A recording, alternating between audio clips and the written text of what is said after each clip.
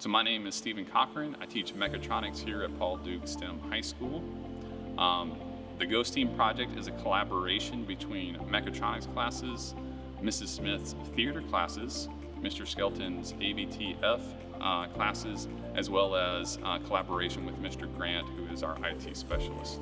I've had the opportunity for the last 2 years to be a part of the Ghost Team project. Last year we did The Grinch, and this year we're doing a play called A Ghost For Rosanda.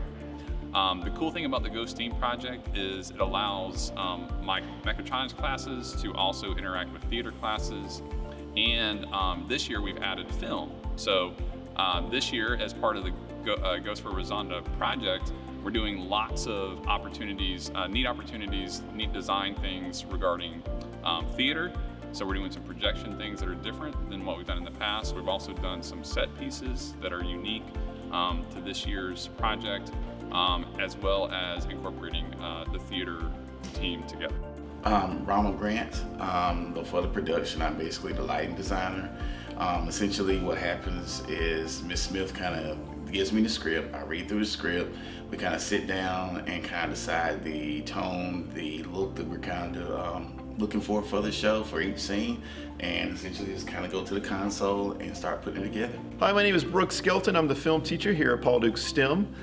This semester I have participated in the Ghost Team project with Mrs. Smith's theater classes and Mr. Cochran's engineering classes. And my students' role in the production of A Ghost For Rosanda was the overall visual effects that you saw during the show, as well as the sound effects and overall sound design that you heard during the show. We have also produced a behind-the-scenes documentary about the play. And it's going to kind of take you behind the scenes and let you see all the moving parts and how everything has to come together to pull off a big production like this. We'd like to show the documentary to you now, and we hope you enjoy it.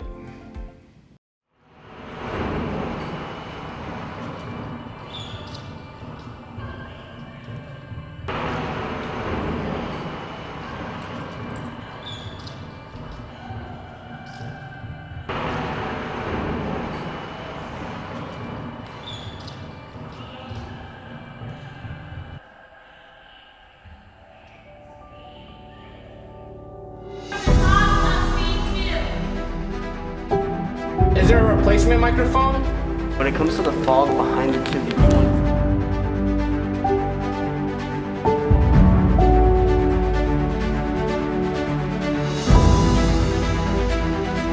you feel me? So take that, put it into your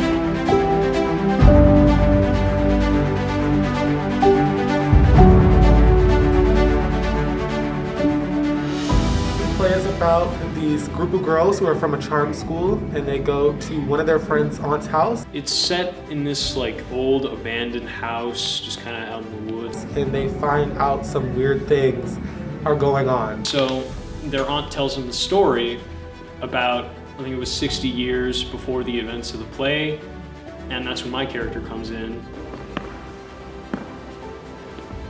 One of the girls' aunt was dating my character, but I was locked in a chest and killed because I was unfaithful. So that's fun.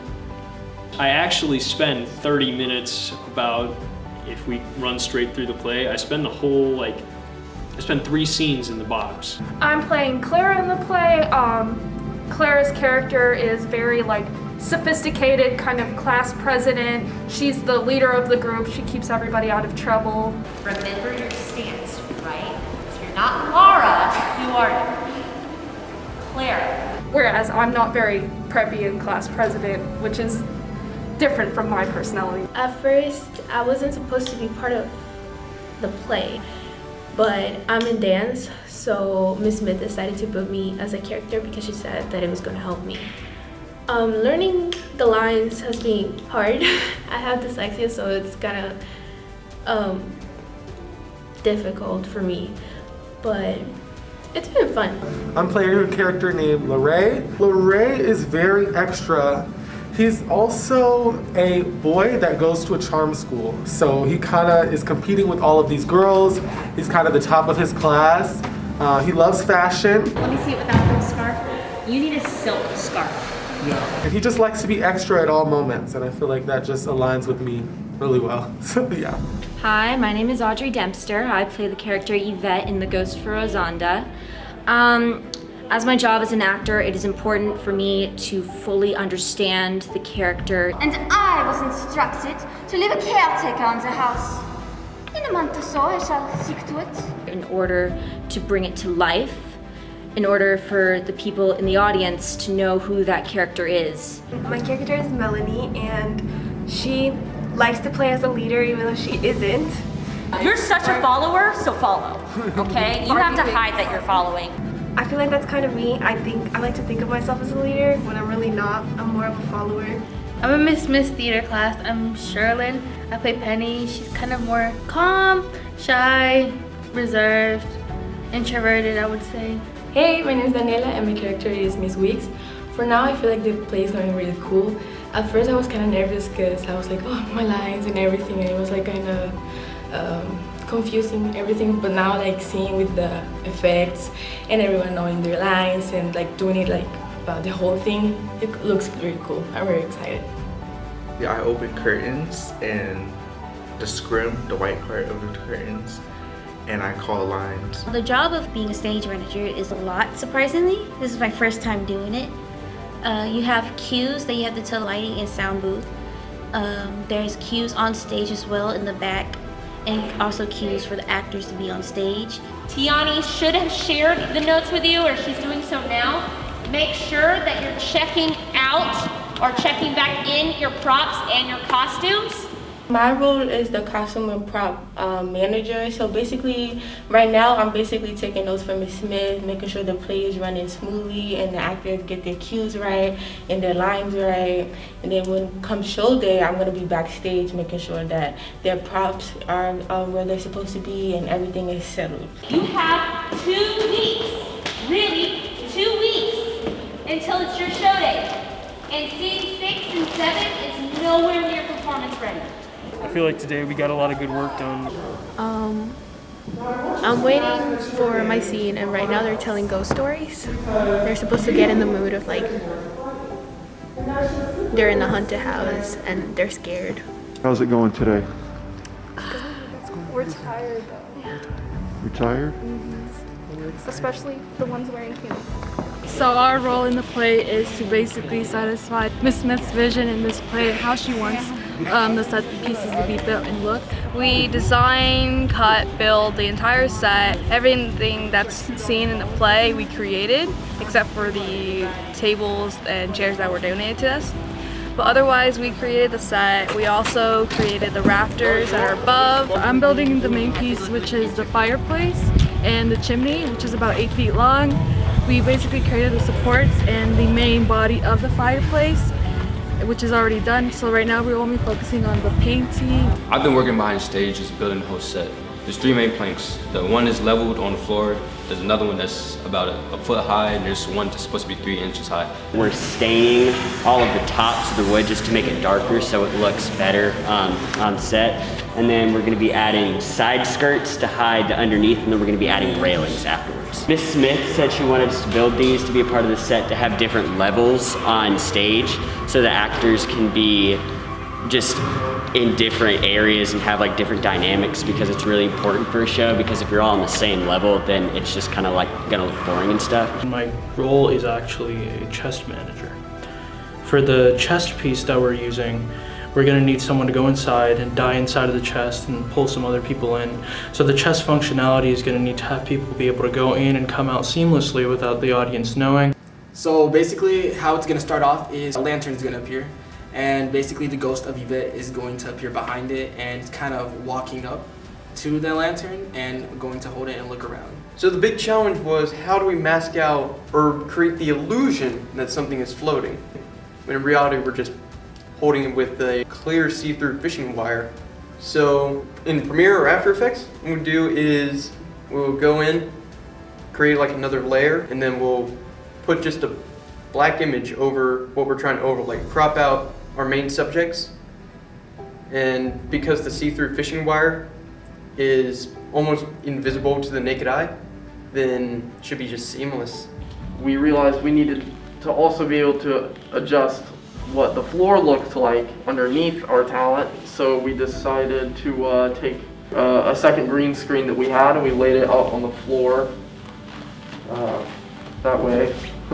That way we can key it out. Yeah, that way we can key out the floor and we can put whatever it winds up being, we put on the green screen. And with Miss Smith, we decided we were gonna hear, as I'm saying, it's more like sound design, because we're gonna hear her step in the stage, but we're not gonna see her.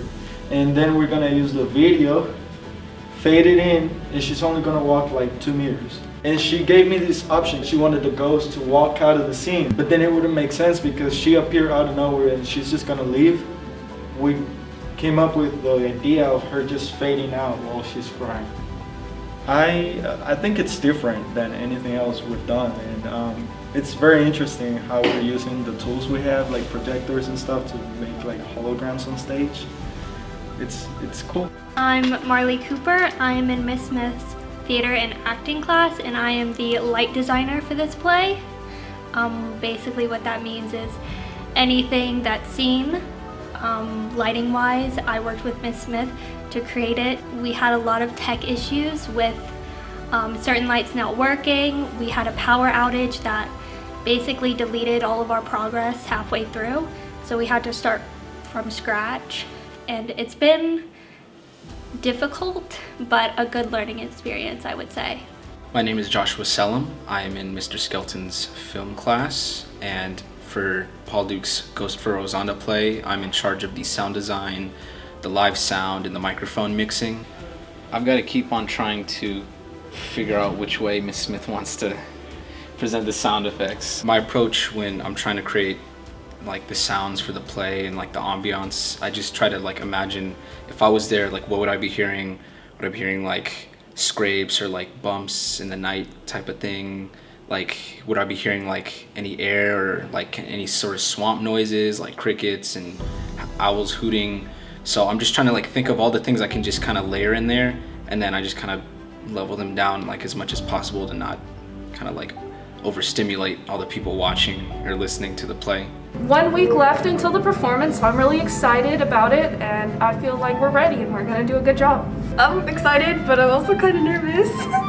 I feel like I might forget a line, but overall I think I got it. Personally, I'm feeling pretty good about this. I am really excited, but of course the butterflies are coming along because in every performance everybody does get a little bit nervous. But the cast here and everybody here actually is doing a really great job, and I'm very confident in the show. We are 4 days out from the play, and I'm very confident in our ability to make it look good and to make it sound good, and the actors have been working so hard on this from day one and all the way up to now. We worked really, really hard, so I anticipate it's going to be great and we're going to get a great response from it.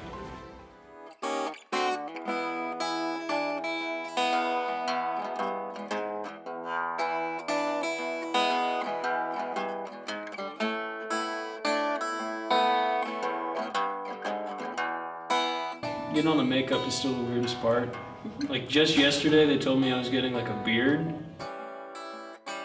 Showtime. Showtime.